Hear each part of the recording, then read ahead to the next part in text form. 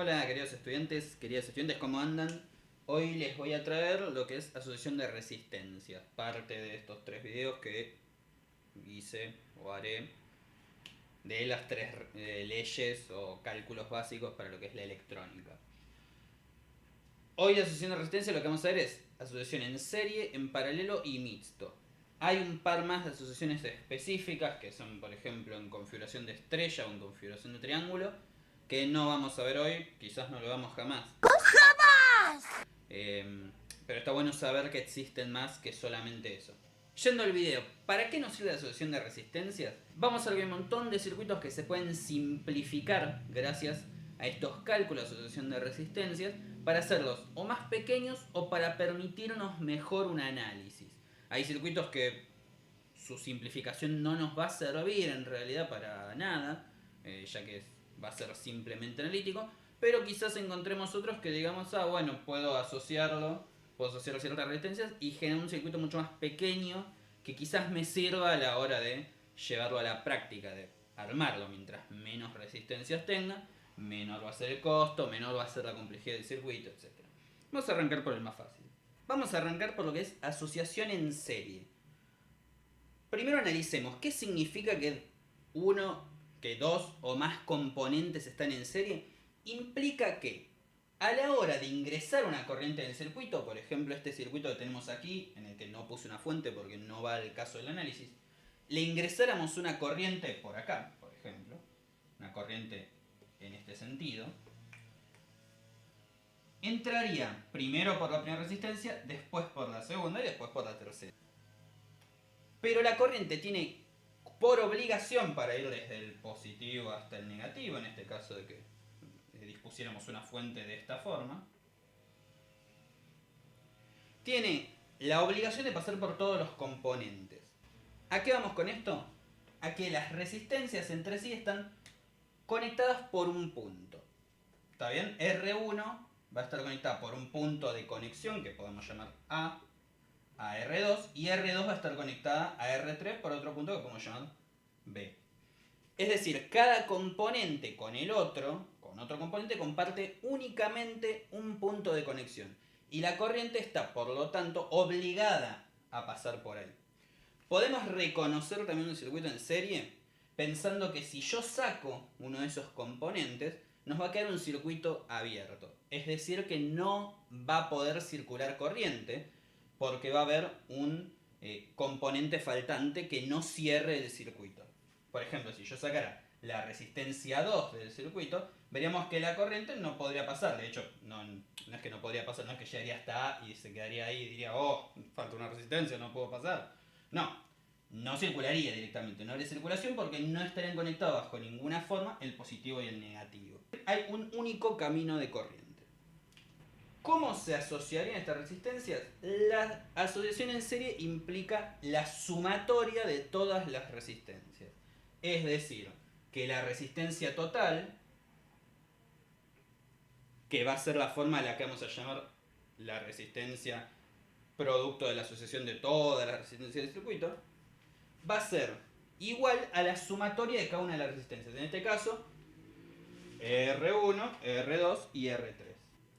Cuando veamos Kirchhoff vamos a relacionar el por qué termina dando este cálculo. No lo voy a hacer ahora porque me parece que no tiene sentido, pero cuando veamos Kirchhoff podemos ya darle un margen mayor. Pero por lo pronto la idea que les tiene que quedar es que para asociar resistencias en serie simplemente hay que sumarlas. Par de reglas muy pavas, o una regla en realidad. En el caso de la asociación en serie, la resistencia total va a ser mayor a R1 o R2 o R3. ¿Está bien? Va a ser mayor que la mayor de esas resistencias, siempre. Muy fácil de entenderlo siendo que estoy sumando todos los componentes. Obvio que va a dar mayor, pero vamos a ver que en paralelo sucede el caso contrario que ahora vamos a ver. En la asociación en paralelo ya vemos otra disposición de los componentes de las resistencias. ¿Qué vemos? Que todas las resistencias comparten entre sí dos puntos. Siendo que la resistencia es un componente que tiene dos terminales, podemos decir que están enteramente conectadas entre sí. Todo esto que vemos acá, que nosotros dibujamos como una línea recta, que podríamos dibujarlo también de esta forma. ¡Dignidad! ¡Oh, no conoces la dignidad! Que sería mucho más desprolija, pero quizás nos ayuda a entender algunas cosas. Todo esto que tenemos acá es un mismo punto. Todo esto que está aquí. Que podemos denominar punto A. Y todo esto que está aquí, otro punto que podemos denominar punto B. Es decir, que cuando dos resistencias o más están en paralelo, implica que están conectadas todas, un terminal al punto A y otro terminal al punto B. Eso es si están todas en paralelo entre sí. Puede haber tres en paralelo y en serie, después vamos a ver en circuitos mixtos otras configuraciones. Están todas las resistencias en paralelo, es decir, comparten ambos puntos. Supongamos que ingresamos una corriente al circuito, lo mismo que antes. Supongamos que ponemos una fuente acá, positivo, negativo, e ingresa una corriente. En este caso, la corriente tiene varios caminos por los cuales viajar. No va a elegir uno, sino que se va a dividir de manera tal que proporcionalmente pase por todas las resistencias. ¿Con qué voy con proporcionalmente? Con que si una resistencia es menor, va a haber más corriente por esa resistencia. Pero por todas va a pasar. Y en el caso, siguiendo la lógica del circuito en serie, en donde si sacamos una resistencia, queda un circuito abierto. En el caso de que saquemos una resistencia acá, la corriente va a seguir circulando, solamente que va a circular más corriente por las resistencias que queden en el circuito, que no hayamos sacado. Insisto, cuando veamos Kirchhoff lo vamos a relacionar mucho mejor. Hay dos formas de calcular las resistencias en paralelo. Vamos a hacer primero la más compleja, pero la más abarcativa, y después otra que toma más tiempo, pero quizás es más sencilla de acordarse. La primera es sumando la inversa de la suma de las inversas de la resistencia. Cuando hablamos de inversa, a nivel matemático es hacer 1 sobre aquello que queremos hallar la inversa. Por ejemplo, si es 4, la inversa de 4, si la resistencia vale 4, la inversa de esa resistencia va a ser 0,25, 1 sobre 4. En este caso, si decimos la inversa de la suma de las inversas, sabemos que, bueno, es la inversa. Vamos primero por ahí. Y la suma de las inversas sería 1 sobre R1 más 1 sobre R2 más 1 sobre R3. Y todas las demás que haya, si tenemos 10 resistencias, va a ser 10 inversas sumadas entre sí. El resultado de todo esto nos va a dar la resistencia total. De nuevo, cuando veamos Kirchhoff vamos a poder ver un poco mejor de dónde sale este cálculo. La otra es hacer de a dos resistencias un cálculo de paralelos de la siguiente forma. Por ejemplo, vamos a empezar de derecha a izquierda, que es lo más habitual, del más alejado de la fuente a lo más cercano. Vamos a agarrar, por ejemplo, la resistencia parcial 2,3, que sería asociar estas dos resistencias. Y vamos a hacer el producto sobre la suma de esas dos resistencias para hallar esa resistencia parcial. O sea, R2 por R3 sobre R2 más R3. El circuito equivalente nos va a quedar dos resistencias, R1 por un lado y R2,3 por el otro lado. En ese caso la resistencia total va a ser R1 por R2,3 y R1 más R2,3. Este es quizás más largo a mi criterio, pero más difícil de equivocarse, ya que va a ser números mucho más amigables con los cuales trabajar. Acá vamos a ver números que son quizás más feos, por decirlo de alguna forma, con muchos decimales, que podrían dificultarnos el trabajo. Pero la realidad es que si trabajamos con calculadora científica, por ejemplo, y sabemos manejarla bien, es muchísimo más rápido y muchísimo más fácil de hacer, porque asociamos todo junto. Ahora bien, si vemos un circuito mixto en donde solo tenemos dos resistencias en paralelo, y quizás este sea más amigable para hacer y conlleve menor complejidad. Por último, lo que nos queda ver son circuitos mixtos. Los circuitos mixtos que vamos a ver acá son con características de serie y de paralelo, no con otras características, porque como ya dijimos, es más complejo de analizar y no es la finalidad de este video al menos. Un circuito mixto puede tener muchísimas formas, no es este simplemente, yo elijo hacer uno así para ejemplificar más fácil, pero puede ser, puede aparecer de muchas maneras, los ejercicios son todos distintos. Un error muy común que se suele cometer es asociar, por ejemplo, esta R2 a cualquiera de estas dos que están acá en paralelo. ¿Por qué suele haber ese problema? Suele ocurrir que uno lo ve acá, en que sería en paralelo a esta resistencia, y dice, bueno, asocio R2 con R3, por decir algo. Habíamos dicho que para que esté en paralelo un componente con respecto a otro, tienen que estar ambos terminales unidos entre sí en los dos mismos puntos. Pensemos, si lo que tenemos acá es el punto A, por decir algo, y acá abajo tenemos el punto B, vamos a observar que R2 está conectada a R3 por el punto A, pero no está conectada a R3 por el punto B. Tendría que haber un cable que atraviese de acá hasta acá para decir que están en paralelo. Tampoco está conectada en paralelo con R4, porque está conectada por el punto B, pero no está conectada por el otro terminal de R4. Entonces, ¿qué tenemos que resolver primero? Y bueno, lo que nos llevaría a pensar es que primero habría que resolver R3 o en serie con R4. Una regla muy habitual que utilizamos es ir desde la derecha hacia la izquierda, desde lo más alejado de la fuente a lo más cercano a la fuente. Es una forma de ordenar los cálculos. Después van a ver que quizás hay algunos cálculos que pueden hacer en el medio que estén más cercanos a la fuente, pero arrancar desde lo más lejano. En este caso veamos R3 y R4, que es lo que está más alejado. R3 con respecto a R4 está en serie. ¿Por qué decimos que está en serie? Porque comparten un único punto de conexión, que podríamos denominarlo C, por ejemplo, y además, que es característica indispensable, no hay ningún otro componente, ningún otro terminal de ninguna resistencia conectada acá. Si hubiese otra resistencia, ahí sería otro el asunto, como por ejemplo en A. Si no estuviese esto acá, en A, podríamos decir que R1 está en serie con R2, pero como de A sale otra rama que conecta a R3 y después a R4, no podemos asociarlas en serie con R2 y con esta configuración. Entonces, ¿qué hacemos? Bueno, primero asociamos esto de acá, R3 con R4 en serie. Habíamos dicho que eso se hace sumando las resistencias. Okay, R3-4, que va a ser el nombre que le vamos a poner, la resistencia parcial, producto de asociar R3 y R4, va a ser igual a R3 más R4.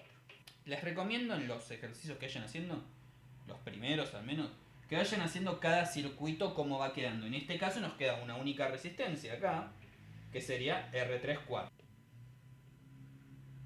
R3-4. Ahora, ¿qué tendríamos que hacer? Seguimos viendo para este lado. Vemos que R3-4 está en paralelo con R2, porque ambos comparten el mismo punto, los mismos dos puntos, y no hay ninguna otra resistencia por acá ocupando algún lugar que evite que se conecten esas dos resistencias a los mismos dos puntos, tanto A como B. Recuerden que todo esto es un único punto, que nosotros lo dibujamos de esta forma para que sea más sencillo el análisis, pero es todo un único punto. Nos queda esto para hacer en paralelo, R2 en paralelo con R3-4. Como son nada más dos resistencias, vamos a hacer el cálculo del producto sobre la suma.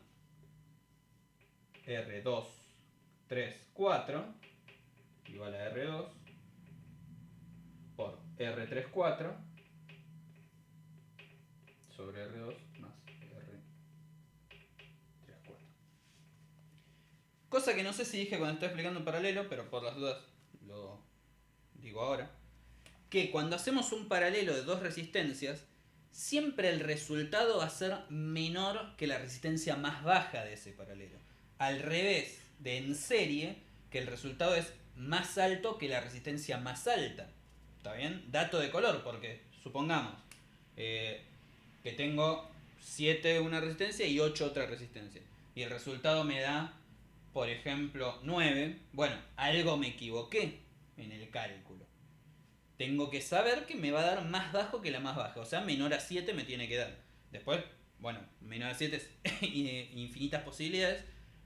Pero nos da un criterio de antemano para poder saber si nuestro resultado está bien encaminado o mal encaminado. ¿A qué voy con esto de criterio? Que quizás lo importante no es simplemente el número que nos dé, porque es muy amplio, quizás uno se confundió en alguna coma o la borró y después ese decimal era importante para el resultado real del ejercicio. Pero si uno tiene el suficiente criterio, es decir, sabe más o menos bajo qué margen de valores va a estar ese valor, ese resultado, puede estar mucho más acertado y mucho más seguro a la hora de resolver. En este caso, un criterio de resolución es saber que en un paralelo el resultado va a ser menor que la menor. R234. Nos va a quedar una única resistencia acá, que se llama R234. Y esta está en serie con R1. Eso es fácilmente apreciable porque hay un único camino en el que la corriente podría circular. Y si saco uno de los componentes, la corriente no circula más. Entonces la resistencia total va a ser igual a R1 más R2, 3, 4. Por último, lo que me gustaría explicarles es cómo expresar todo ese circuito que hicimos hace un rato, pero en una única expresión matemática o una única ecuación, por decirlo así. Veamos primero qué caminos hicimos para resolver la RT. Esta ecuación, esta expresión matemática, va a ser distinta en todos los circuitos. Más allá de los valores que tenga la resistencia, va a ser distinta en función de la disposición de la resistencia. Lo primero que hicimos fue sumar R3 más R4. Entonces eso es lo primero que tendríamos que pensar en hacer en la ecuación. A esta R3 más R4 después hacemos el paralelo, a ese resultado R34, le hacemos el paralelo con R2. Es decir, al resultado de esto, vamos a hacer el producto sobre la suma, o la forma de calcular que prefieran, con R2. Que voy a hacer una operación en paralelo, se expresa de esta forma como una doble barra. Y luego, por último, a este resultado le sumamos la R1 para dar la R total. Vamos a poner unos corchetes para que sea más evidente lo que hay que hacer. Más R1. Y de esta forma tenemos una ecuación que nos representa cómo se calcula la resistencia total de ese circuito mixto. No voy a hacer... no voy a poner cálculos con números porque en realidad con esto debería ser suficiente para que ustedes resuelvan cualquier ejercicio. ¿A qué voy con esto? Es quizás más importante a la hora de resolver estos circuitos más complejos que los anteriores, que son puramente serio paralelo. Es mucho más importante llegar a esta ecuación y tener todos los cálculos previos ahí ya ordenados, sin usar los números, inclusive simplemente de manera analítica, podríamos decir, sin reemplazar por los valores de las resistencias, que haciéndolo reemplazando. ¿Por qué? Porque va a empezar a aparecer un montón más de números, muchos complejos, seguramente complejos en un sentido de que son feos, de que tienen muchos decimales, o son muy pequeños, o algunos son muy grandes. Y es probable que eso les genere ruido y les genere conflicto a la hora de seguir resolviendo el circuito, que si primero hacen esto y después comienzan a reemplazar. Simplemente una forma de ordenarlo. Yo prefiero de esta manera. Yo prefiero primero tener todas las resistencias ordenadas de manera que sepa cómo se resuelve este circuito para llegar a una R total, que ir haciendo, bueno, primero sumo estas y veo cuánto me da. Porque si no es mucho tiempo que quizás pierdo en eso, y al haber tantos números ya metidos puede generar ruido y confusión a la hora de resolverlo.